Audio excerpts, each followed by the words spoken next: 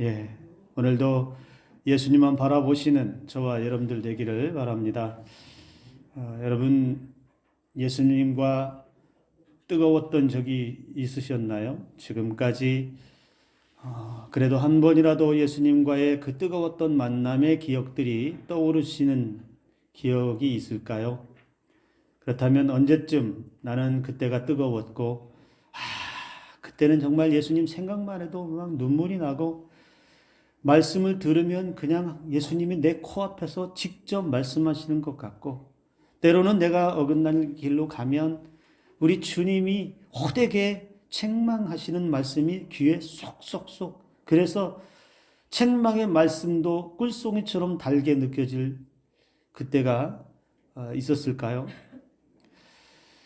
엄마 뱃속에서부터 믿음을 가지신 분들은 별로 그런 체험이 적다라고 하는데, 중간에 예수를 믿은 사람들 가운데서는 그런 고백을 할 때가 참 많이 있습니다.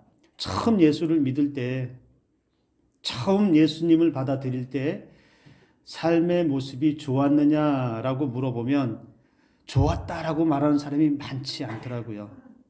내가 처음 예수 믿을 때 그때 많이 힘들었지. 내가 처음 예수님 만나고 교회 갈 때 그때는 참 어렵기도 하고 마음도 힘들기도 하고 여러 가지 좋지 않은 일도 많았고, 그래서 위로받고 싶었고 힘을 얻고 싶었고 치유받고 싶었고 어딘가 내 마음을 기댈 곳이 있기를 원해서 그때 내가 교회를 찾았고 그때 예수님을 만났지라고 하는 사람이 상당히 많이 있는 것을 볼 수 있습니다. 어쩌면 우리 가운데서도 중간에 예수 그리스도를 믿었거나 또는 뭐 엄마 뱃속에서부터 모태신앙이라 하더라도 예수님과 인격적으로 만나는 만남이 있었던 사람들 가운데서 얼마든지 그런 고백을 할 수 있을 것 같아요. 내가 그때 예수님을 내 마음속에서 정말 따뜻하게 뜨겁게 만난 그때, 예수님 너무 좋았는데 근데 지금 돌이켜보면 조금 식어진 것은 아닌가, 조금 내 가슴이 좀 냉랭해지고 조금 나태해지고 좀 느슨해진 것은 아닌가라고 하는 그런 생각을 해볼 때가 종종 있습니다.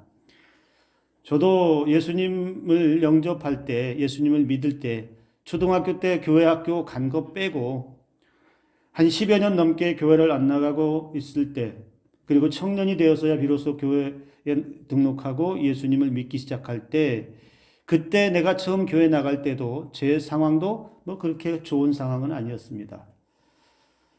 신체 검사 받고 군대 가려고 했지만 군대도 가지 못했어요. 뭐 여러 가지 이유가 있어서 군대도 가지 못했고 가정 형편도 별로 뭐 좋지 못했고 사는 삶이 그냥 하루하루 그냥 힘겹게 하루하루 살아가야 하는 삶. 뭐 저만 그런 게 아니고 그 당시에 저와 함께 살았던 사람들, 같이 일했던 사람들이 다 그렇게 살았고 그렇게 일했습니다.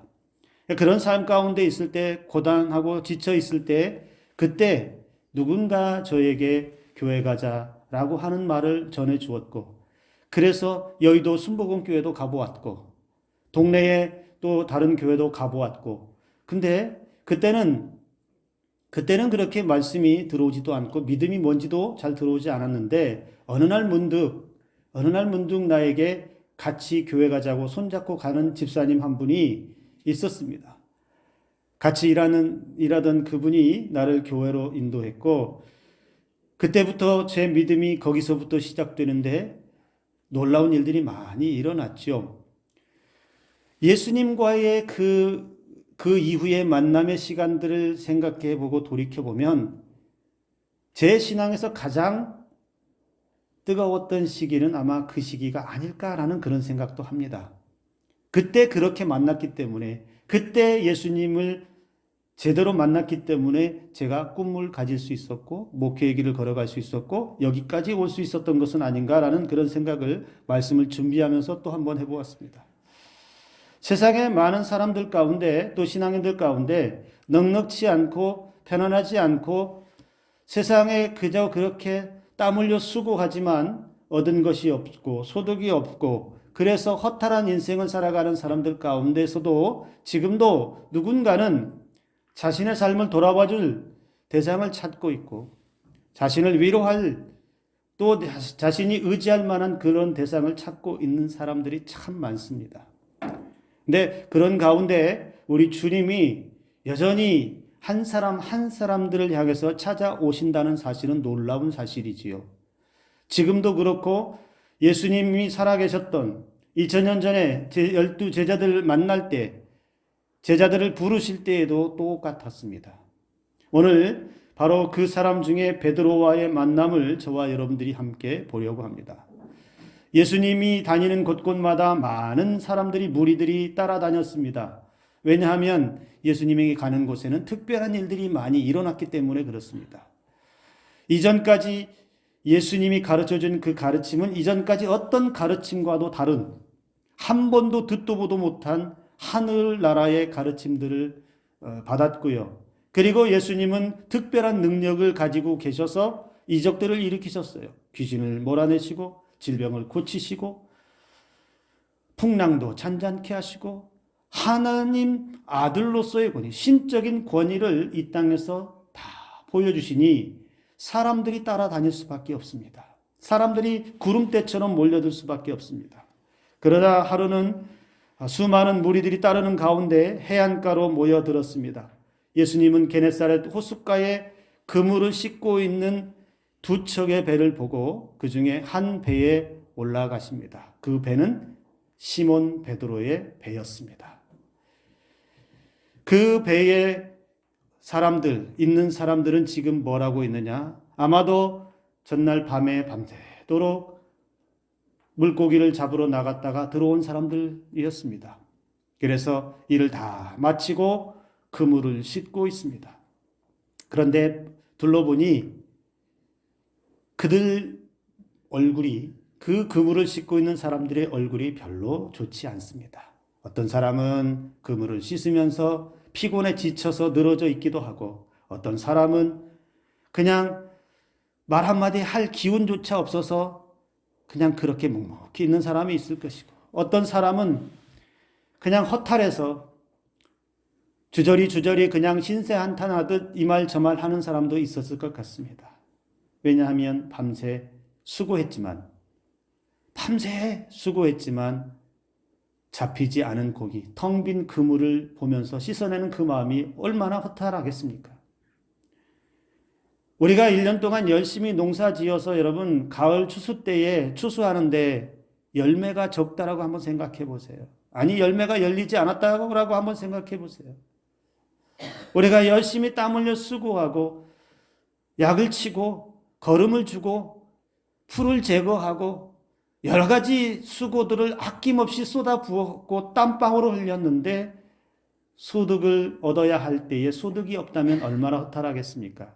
여기 이 배에 올라있는 그물을 싣고 있는 사람들의 모습은 바로 그런 모습입니다.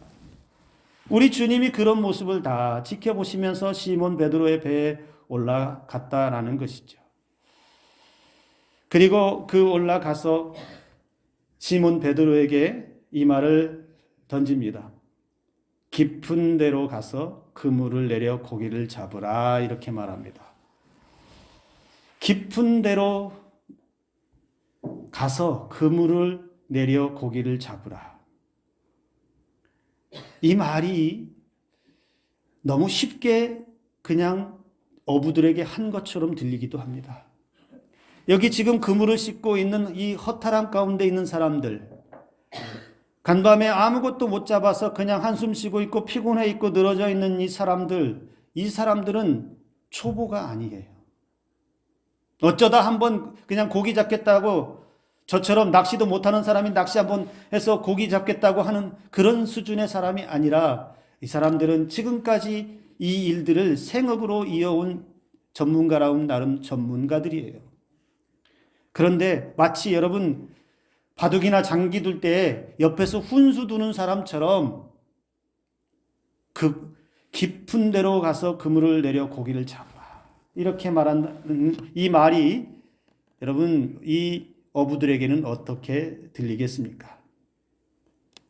고기 잡는 일로 잔뼈가 굵은 전문가 베드로, 그의 상식에서는 낮에는 물고기가 어디에 있느냐, 깊은 곳이 아니라 따뜻한 해안가의 근처에 머물고 있다는 것 너무나 잘 알고 있습니다. 그런데 주님이 말씀은 깊은 데로 가라고 그렇게 말하고 있다는 것이죠. 예수님의 이 말씀은 참으로 이상하게 들립니다. 더욱이 지금 이 순간은 밤새도록 수고해서 더 이상 기력도 없어요. 이제 배 타고 나갈 기력조차도 없는 사람들입니다.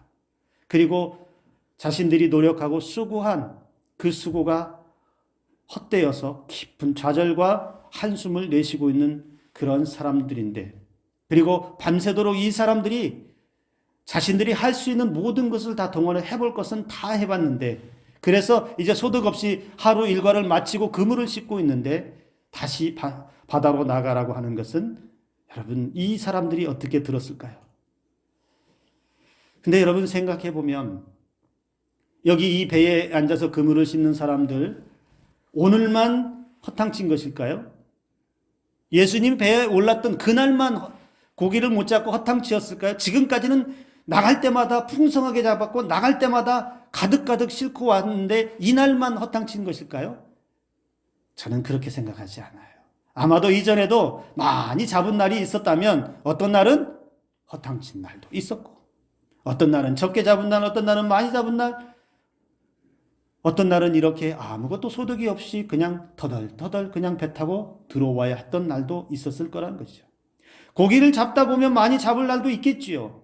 그러나 적게 잡을 날도 있지요. 그래서 여러분, 베드로를 비롯해서 이 배에 그물을 싣고 있는 사람들에게 있어서 지금 이 상황은 어쩌면 일상의 삶의 한 부분일 수도 있습니다. 우리 삶도 그렇잖아요. 우리도 열심히 일하고 열심히 땀 흘려 수고하지만 어떤 날은 풍성한 수확을 거둘 때도 있지만 어떨 때는 손해볼 때도 있고, 어떨 때는 기대하지 않았던 큰 손해 때문에 낭패를 볼 때도 있고, 또 어떨 때는 기대하지 않았던 풍성한 열매들이 따라올 때도 있죠. 그게 늘 우리가 살아가는 삶의 자리에서 반복되지 않습니까? 그렇게 살아가는 것이라고 어떤 사람들은 말하지요. 좋은 날도 있으면 안 좋은 날도 있고, 흐린 날이 있으면 맑은 날이 있고.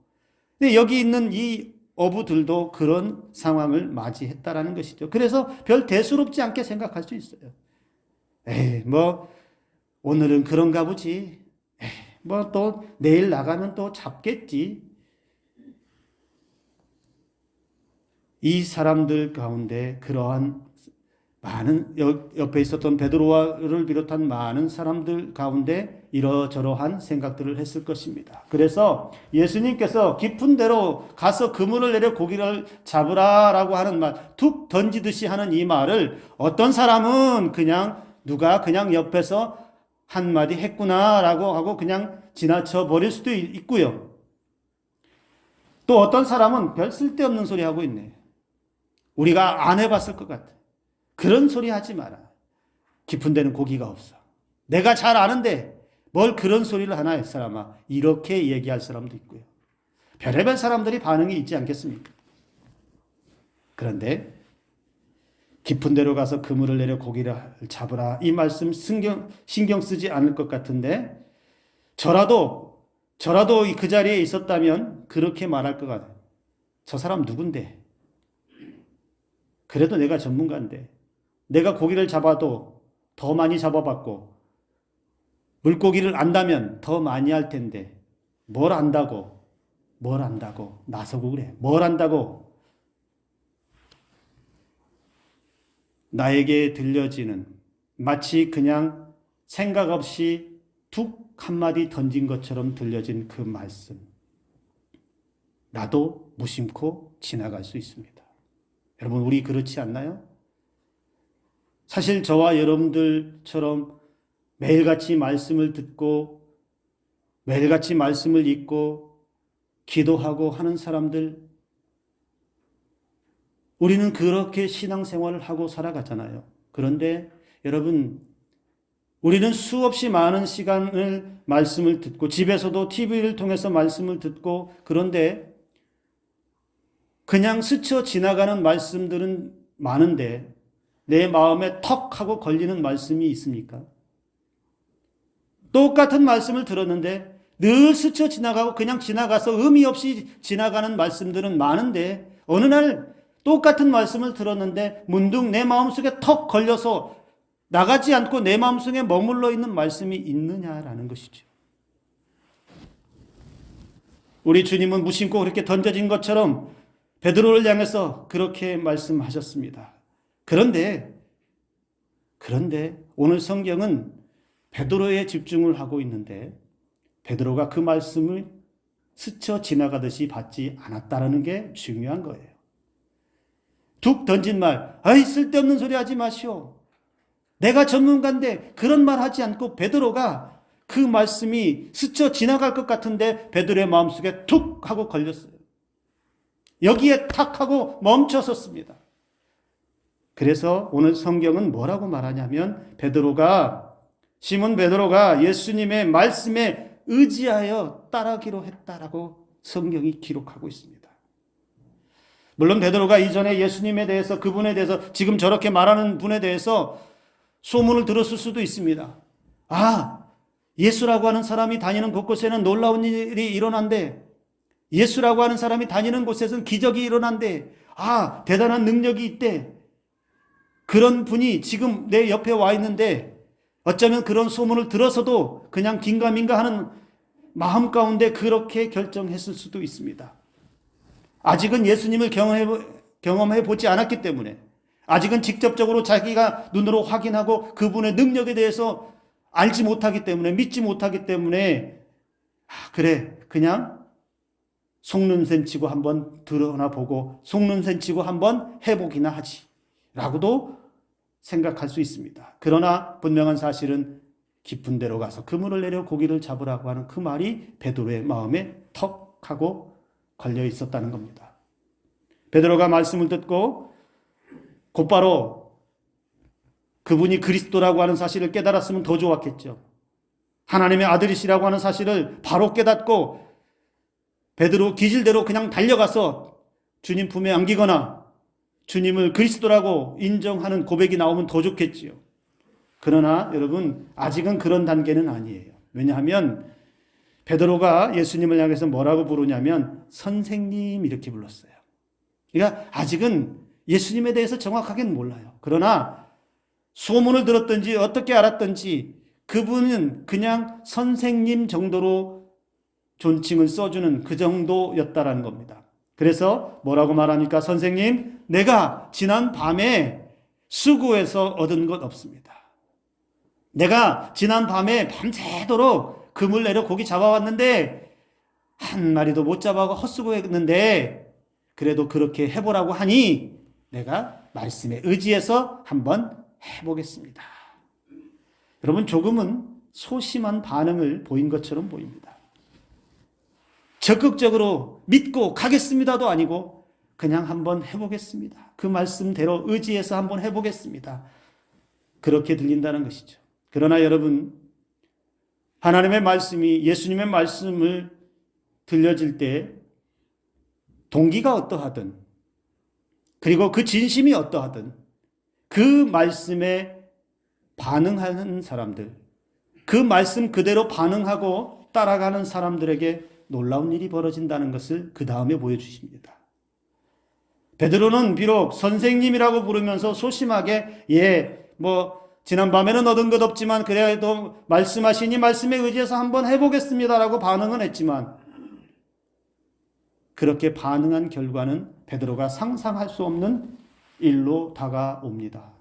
말씀에 따라 움직인 사람에게 이렇게 놀라운 일이 일어난다는 것을 베드로를 통해서 보여주신다라는 겁니다. 오늘 저와 여러분들에게 권면합니다. 이 짧은 시간에 들려지는 말씀 가운데 여러분 하나님의 말씀이 그저 스쳐 지나가지 않기를 주님의 이름으로 축복합니다. 말씀이 들려질 때 이쪽으로 들어갔다가 이쪽으로 그냥 쑥 나가는 것이 아니고 말씀 한 절이라도 여러분 마음에 턱 하고 걸려서 그 말씀이 여러분들의 삶에 움직이고 여러분들의 생각을 바꿔주고 여러분들의 미래를 바꿔줄 수 있는 말씀이 될 수 있기를 주님의 이름으로 축복합니다. 말씀에 따라서 반응하는 사람들에게는 하나님께서는 크고 놀라운 일을 감당할 수 없는 은혜로 채워주신다는 걸 여러분 우리는 베드로를 통해서 볼 수 있어야 합니다. 그렇게 베드로가 밤새도록 허탕친 베드로가 말씀에 의지해서 정말로 깊은 곳에 가서 그물을 내렸을 때 어떤 일이 벌어졌습니까?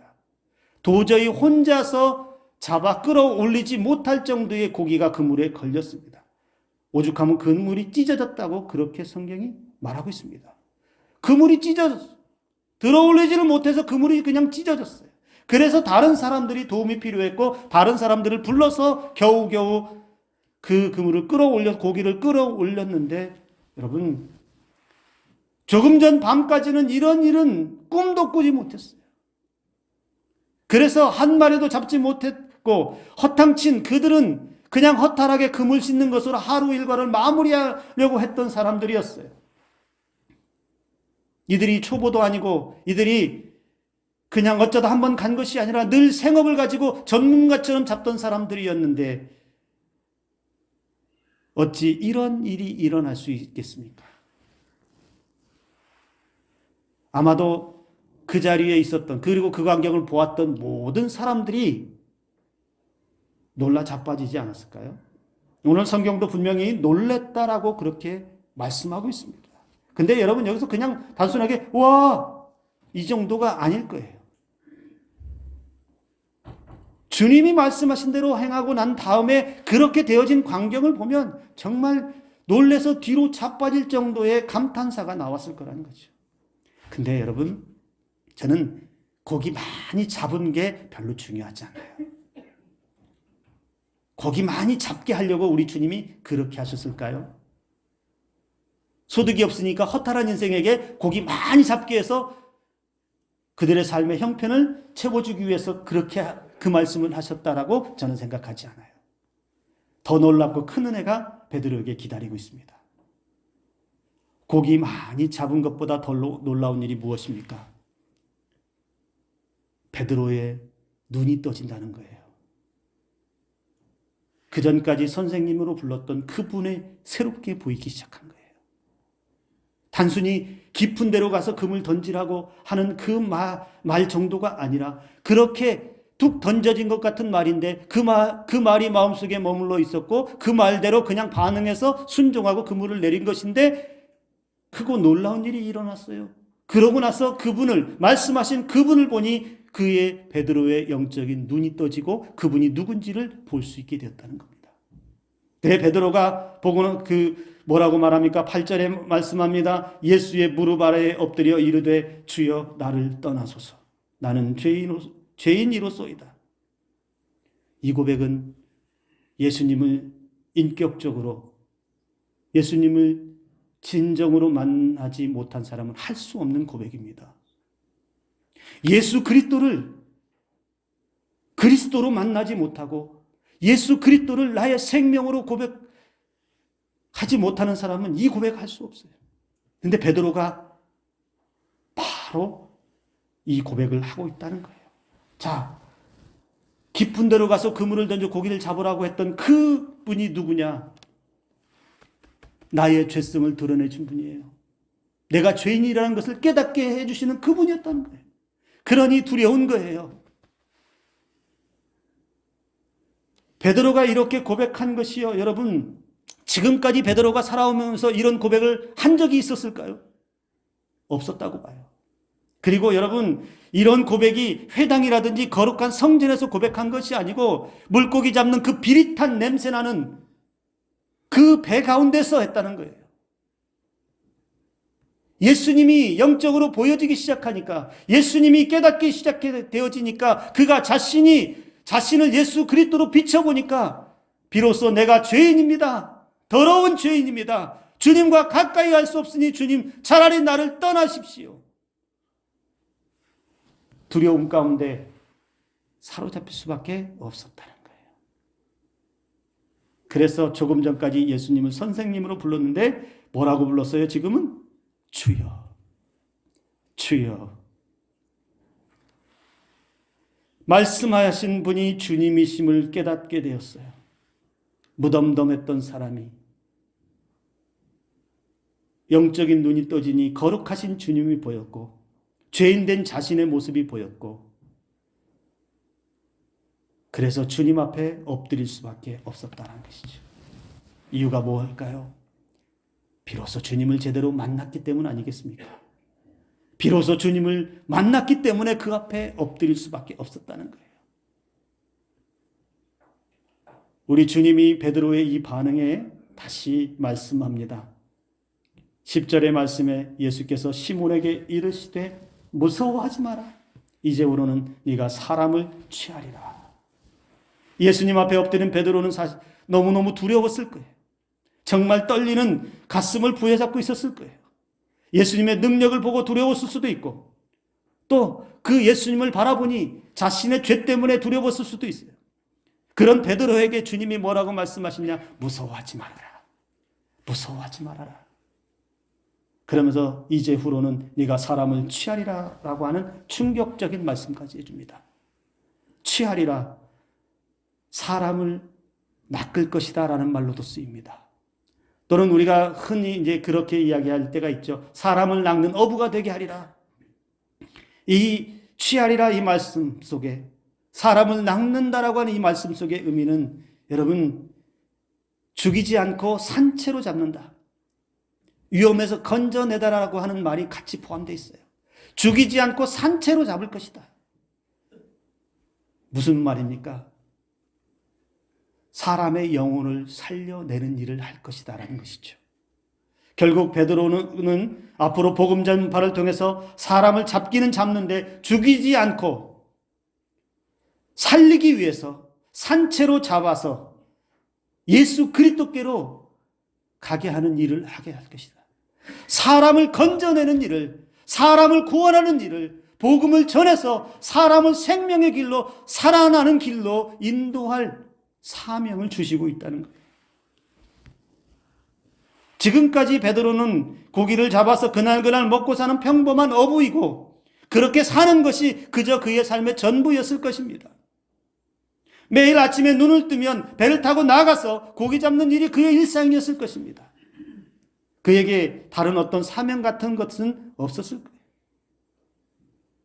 바라는 것이 있었다면 배를 타고 나갈 때마다 고기들이 잘 잡히고 풍성하게 잡히고 그리고 부모님 잘 모시고 가정에서 평안하게 잘 사는 것, 이것이 그의 삶의 목표 아니었을까요? 오늘 우리는 어떻습니까? 우리의 삶의 최고의 목표가 뭘까요? 우리 모두가 다 대통령이 되고 국회의원이 되고 이런 꿈을 꾸지 않잖아요. 매일매일 하루 눈 뜨면 내게 주어진 일 잘 감당하고 내가 열심히 땀 흘려 수고하면 수고한 수고의 대가를 잘 받아서 가족들이 행복하고 건강하고 평안하게 잘 사는 것, 우리들의 소망, 공통된 소망이 이런 거 아니겠습니까? 크고 놀라운 거, 기절할 만한 거 이렇게 얻는 것보다는 자녀들이 살아가는 삶의 자리에서 삶이 무너지지 않고 신앙 잘 지키고 신앙생활 잘 하면서 직장생활 잘 하고 사업장 잘 운영하고 그렇게 살아가는 것 우리도 꿈꾸지 않습니까? 근데 오늘 베드로에게는 너는 앞으로 사람을 취할 것이다. 사람을 낚는 어부가 될 것이다. 우리 주님이 그렇게 말씀하고 있다는 겁니다. 한 번도 꿈꿔보지 않은 일들을 행할 것이다라고 베드로에게 약속하고 있습니다. 예수님의 말씀에 베드로의 반응이 곧바로 나왔습니다. 어떻게 해요? 곧바로 생계수단이었던 배와 방금 잡은 물고기까지 모든 것을 버려두고 예수님을 따랐다. 이렇게 성경이 말합니다. 너는 사람을 취하게 될 거야. 너는 사람을 낚는 어부가 될 거야. 그러니 자신의 모든 삶의 자리에서 일어나서 예수님을 따르게 되었다. 성경은 그렇게 말하고 있는데요. 여러분, 조금 전까지 두려워서 나를 떠나소서 요청했던 베드로가 이제는 모든 것을 버리고 예수님을 따랐습니다. 그래서 지금 이 날은 베드로에게 있어서는 어떤 날입니까? 예수님과 시작된 1일. 예수님, 저와 함께하는 첫날 되었습니다. 어쩌면 기념일이 될 것 같기도 하겠습니다.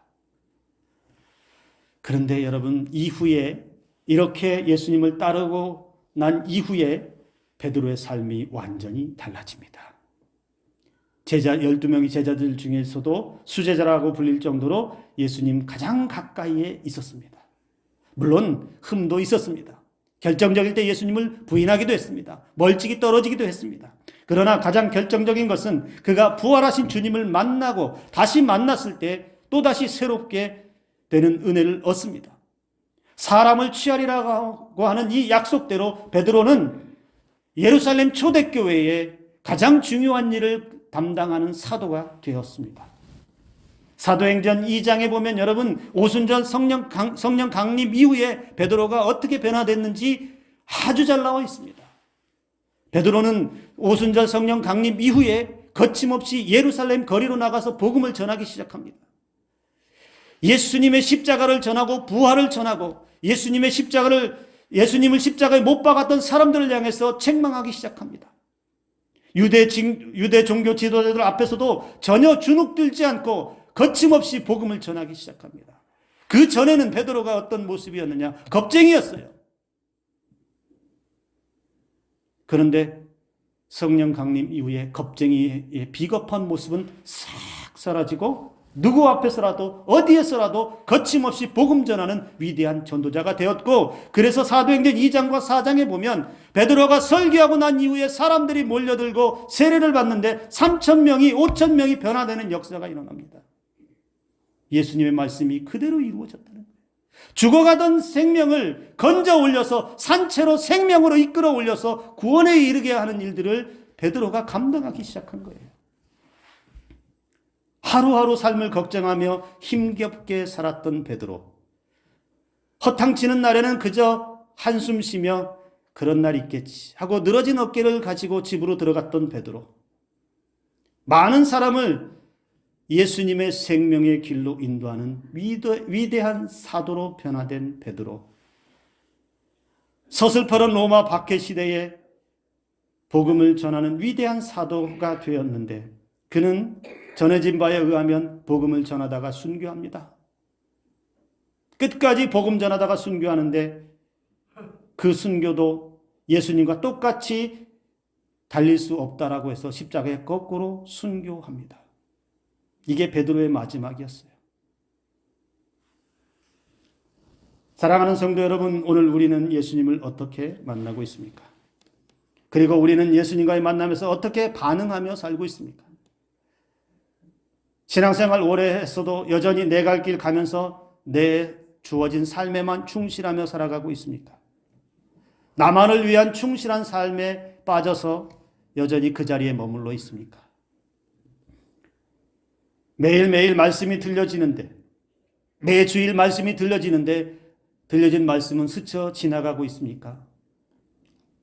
오늘 이 시간에 들려진 말씀 가운데 단 한 구절이라도, 단 한 토막이라도 여러분 마음속에 멈춰 서기를 주님의 이름으로 축복합니다. 예전에 부목사 때요, 제가 이제 교회를 떠나야 하는 상황이 되었을 때입니다. 교회를 떠나야 하는데 남아야 되느냐, 더 있어야 되느냐, 떠나야 되느냐, 이걸로 상당히 고민을 많이 했고 기도했어요.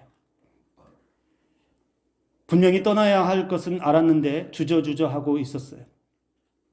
왜냐하면 나이도 적지 않아서 부목사로 불러줄 만한 데가 많지 않아요.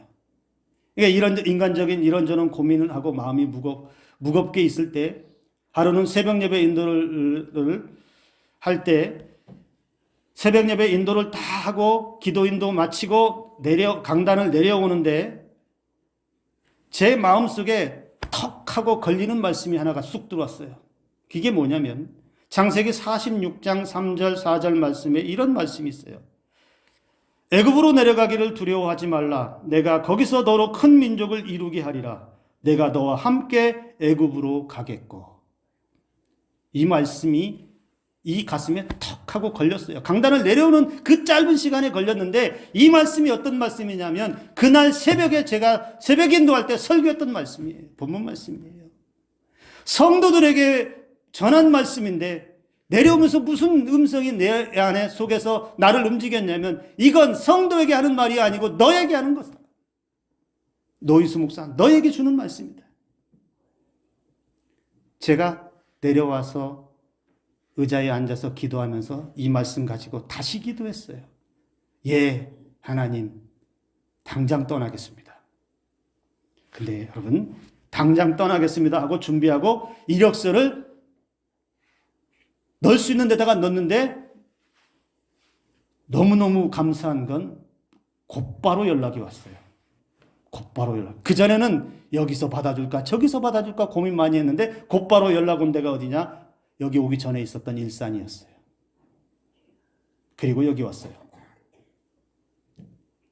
오늘 저와 여러분들 마음속에 베드로가 만났던 그 예수님, 베드로의 귀에 들렸던 그 말씀이 그 마음에 머물렀을 때에 그가 말씀에 의지하여 주님 말씀대로 행하였을 때 보여주셨던 그 은혜가 저와 여러분들의 삶에 펼쳐지기를 주님의 이름으로 축복합니다.